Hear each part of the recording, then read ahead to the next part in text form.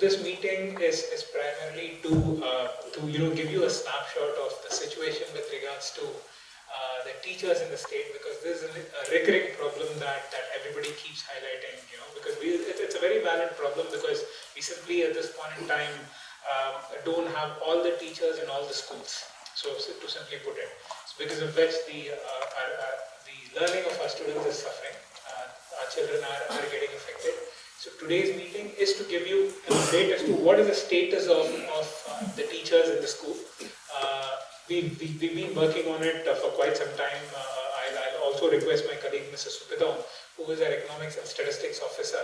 He looks at all this data and gives us a macro picture of how many teachers in districts, how many teachers in each of the schools.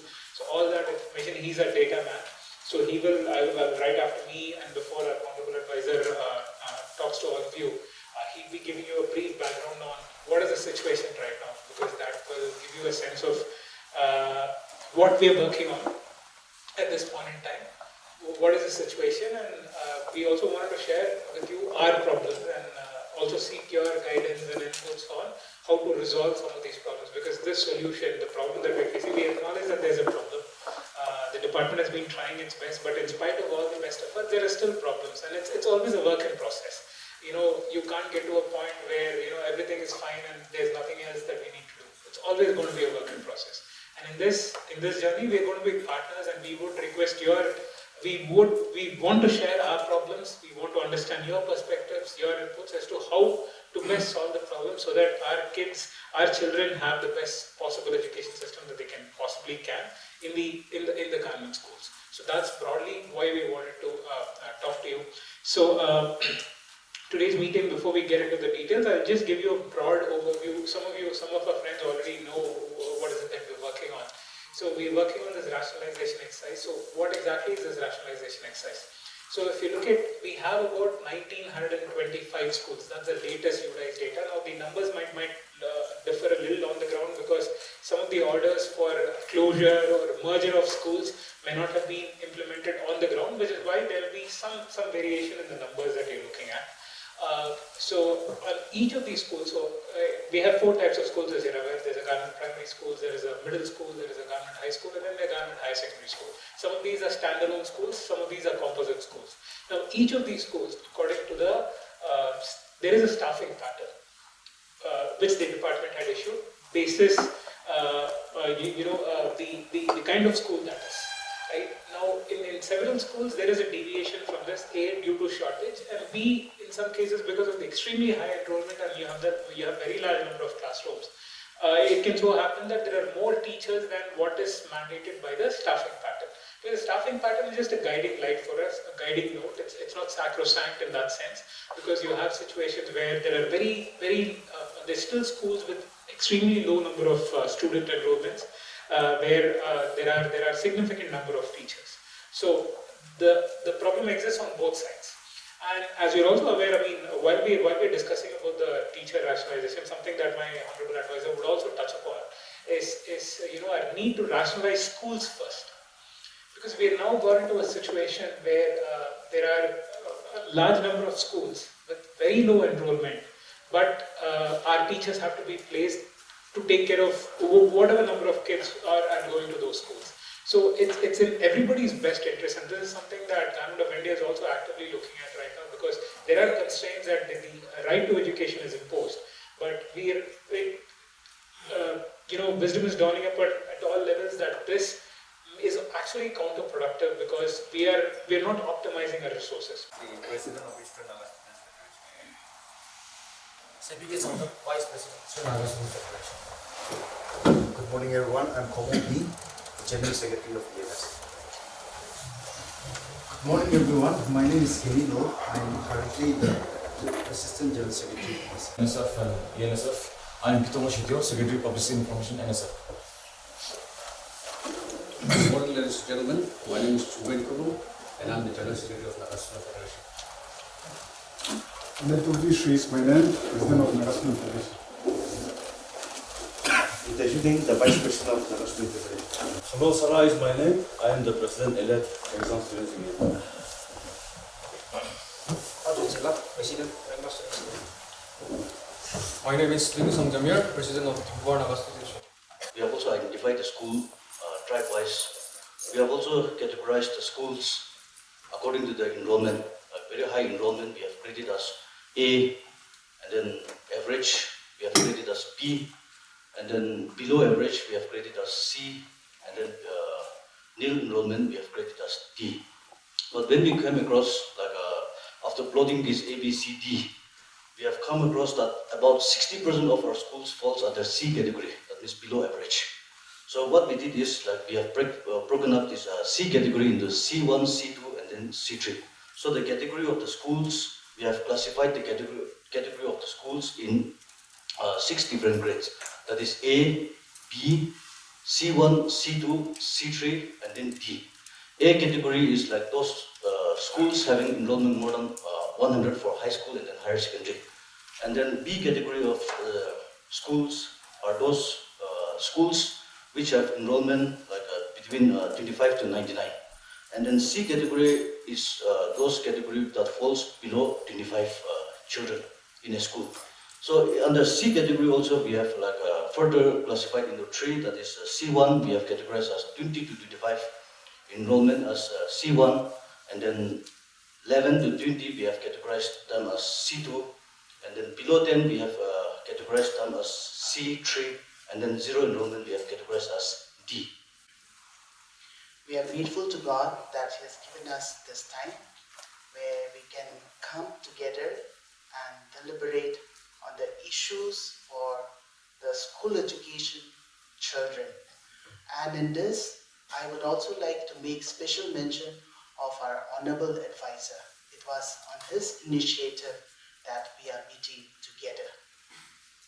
The data which was just shared by Mr. Sumi and Ao, that data has also been made possible because of the initiative of our advisor. As Sumi and Ao has shared, because of his dynamism, because of his concern for the school education department, the department under his leadership has been sitting for long hours after office hours to come up with this kind of data. Unless we have authentic data, we will not be able to come up with policies or solutions to address the school education department. And we are grateful to the Honorable Advisor. All of us gathered here this morning, we all have the same objective. Whether it's the school education department or the students' federations here, our objective is the school children, the welfare of the school children. And it is the duty of the school education department to implement the various programs for the welfare of our children, so that our children are nurtured to be responsible citizens, to earn their livelihood, and so that they can also contribute back to our society. All of us gathered here this morning were once upon a time students, and we have all come through that journey. But we are also aware, and you are also aware, that the school education department, we have various issues. We have legacy issues, we have issues of shortage of teachers, we have issues of too many schools, shortage of language teachers, shortage of math and science teachers.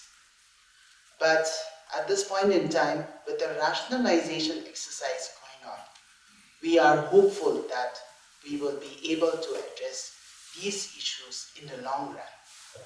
But we should also be aware that dealing with lives takes time for the results to bear fruit. And we in the government, we also have various rules, various procedures which we need to follow.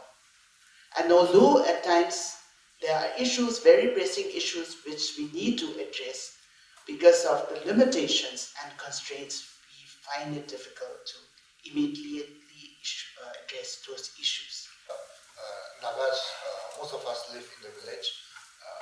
As per the United Nations, what we call concurrence, by 2040, 70% of the global population will be migrating to urban areas. In India, according to statistics, by 2030, it is what we call believe that around 78% of India's population will be migrating to urban areas. If you look at the context here in Nagaland also, some of our concerns is education being our primary objective, especially every parent is invested in their child. So this investment, you see, will carry on for another 100 to 100 years. This year marks the first centennial year of our graduate. About 105 years ago, our first matriculate, Nagas had our first matriculate. So for us, we have been transforming very fast, very quickly also, but there are still a lot more to do. So today what we have realized is that the school education alone cannot be, is not in a position to raise our children by themselves. We all need to collectively work together, like the story of a child. See, in a village, it is the task of the entire village to raise a child. Likewise, the task of education, it is too dangerous to be left alone to school education department. So we all need to collectively work together.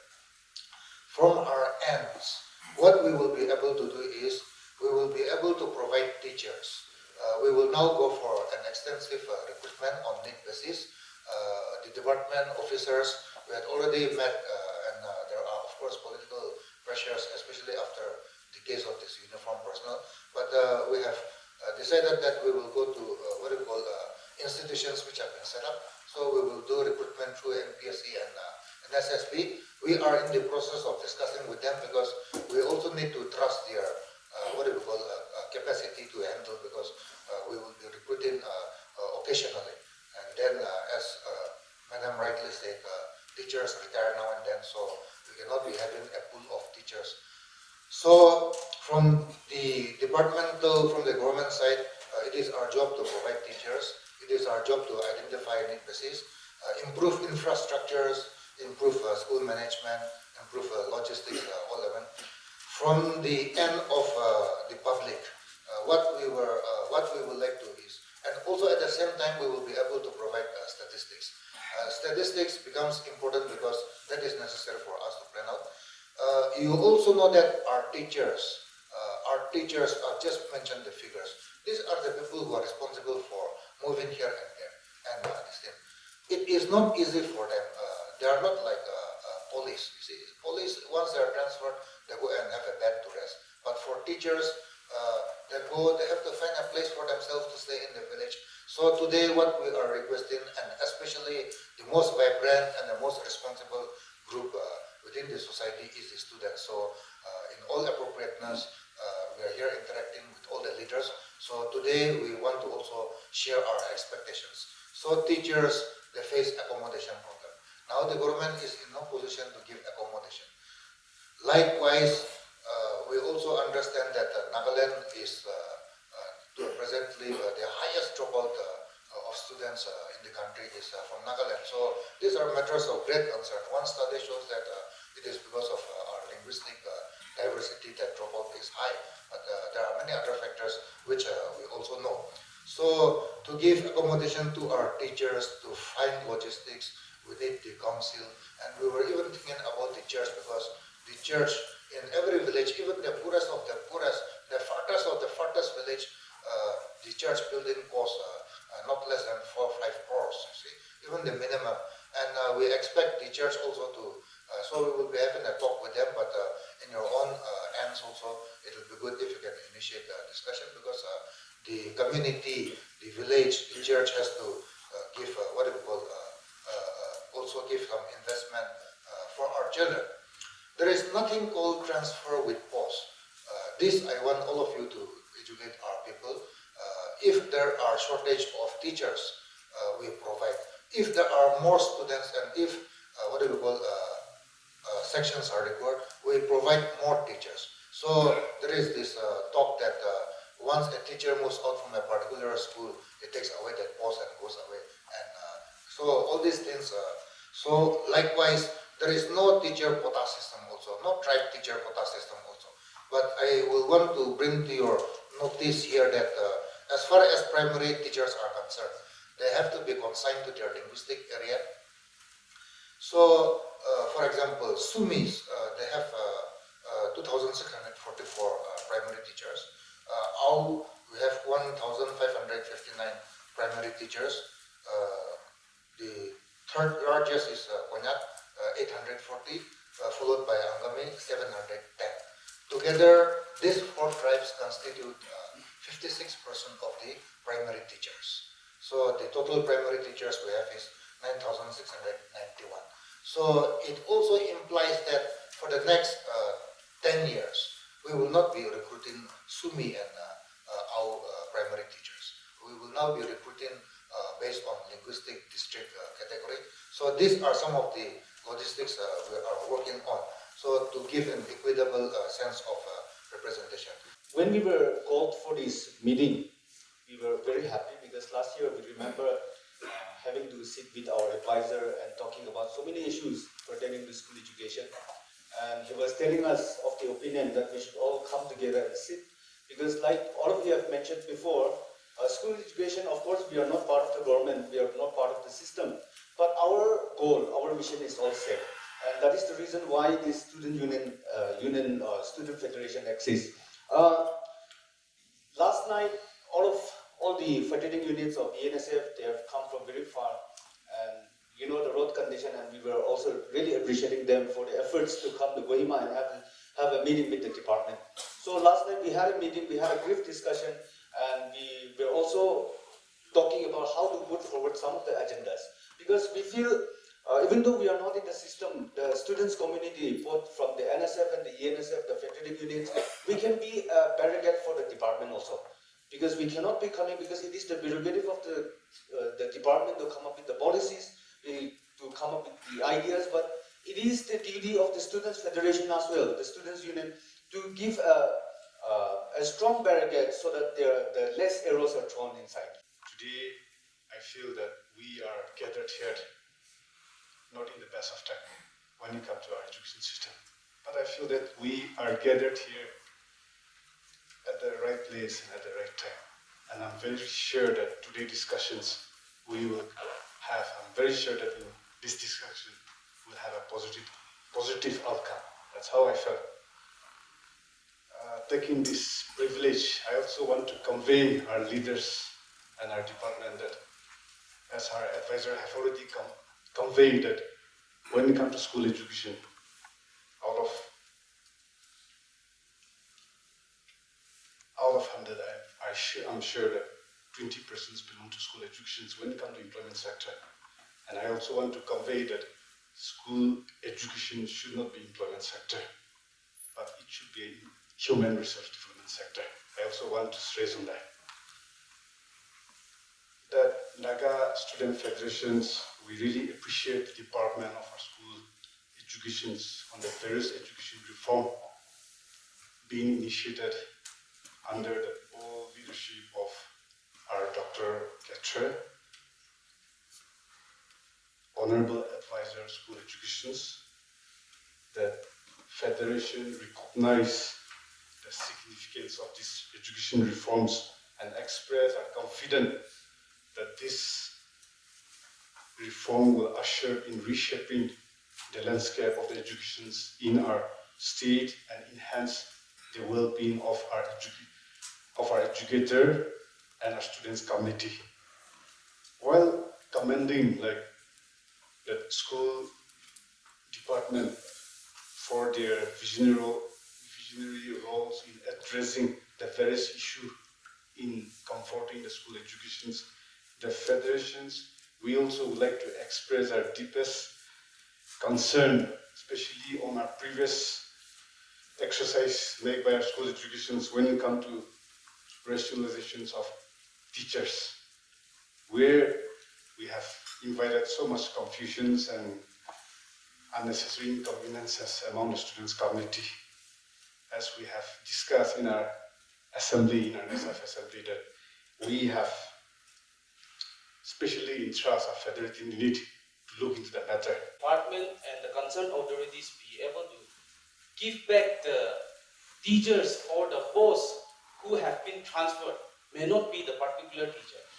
Because we have come to our knowledge that many of the teachers from the eastern areas, they were being transferred out to the cities, capitals, towns without any reliever or replacement.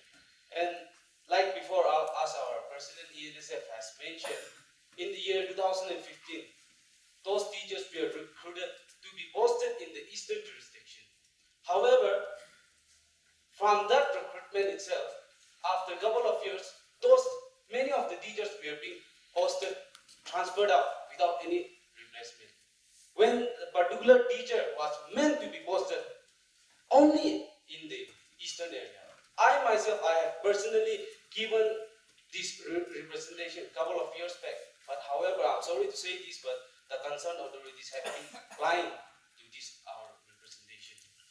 And then on the third thing, I would like to share my opinion is that the Young Students Conference, we had 1 month of education tour. We have toured each and every schools within our jurisdiction, like our honorable advisor has mentioned before. And one thing we have come to our observation is that there is an excessive teachers training. The teacher training is too excessive because for the teachers within the eastern jurisdiction, for 1 day of teacher training, it consumes 1 week because the road condition and the road connectivity in our area is very well blacked out that it takes a couple of days to reach the town. We already submitted a list of shortage of teachers who were transferred from different districts. I came across one notification that is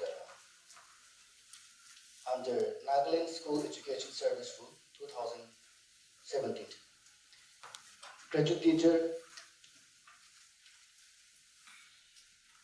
all the graduate teachers who are appointed, regularized after publications of this notification shall be permanently posted to the district where they are appointed and shall not be eligible for transfer to any other district except on the following ground, that is, on permission as EEO, GEO, and AHM.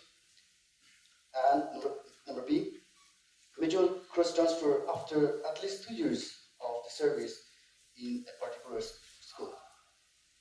We had an education tour under some jurisdictions, and we collected all the data, and we have shortage of 201 teachers. In my jurisdiction, like the data has already spoken, we have only 12 schools in our DQ jurisdiction, and we don't have even a single high school, which means functioning. There were 2 high schools, but because of the nil results for the consecutive years, the 2 high schools were deactivated. So my people, my students, they are running for education towards town, especially this Kifri. All my students are going to Kifri government schools because we don't have the sufficient schools or the sufficient teachers. Because of that, the future of our students are, paralyzed. Newland. Therefore, I'm very sure to say this, that I'm not going back to Nogla without the LDA. Thank you. Was saying that so many teachers are short, like sir had mentioned about honorable elected member from Fake District who visited each of the schools, and he had highlighted to us, no, these are genuine concerns which we have to resolve. Given the vacancies, we may not be able to resolve all of them, but as much as possible we are trying to do it. But this is an ongoing issue and will continue to be there. The only way this stops is the teachers themselves feel that what they're doing is not right, and then they stop approaching anybody for a transfer where it is not based on a genuine reason. So then students migrating to Kifre town, again the point is shortage of teachers, which we're trying to address. Once that gets taken care of, the migration will reduce. Don't be biased, be equitable. That's what we're trying to do. That's the whole reason we wanted to call for this meeting and share this situation. Now, there's no clerk LDA SDO. If you can kindly share with me as to what is the detail, you can meet me after this. We'll see what is the problem there. Now, with regards to what the friends from the Ao Students Conference that shared maths, Hindi, MIL. So this time we are doing that in Mokokchung. Overall, there seem to be a lot of teachers, but specific schools there are issues.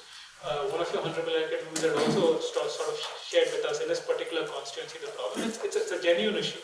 We're working on that. Strategies for dropout students, that's something that's always a work in process. We've sort of reached out to organizations, we've reached out to village councils, we've reached out to district administration to help us formulate this database and then mainstream these kids back into the school education system. Friends from all Sumis students conference, of course, the lack of proper infrastructure, completely agree. We are working on it now. I mean, see, the problem is fundamentally this: we have about 19-25 schools. We are a resource-constrained state. We don't have a lot of our own revenue to keep utilizing for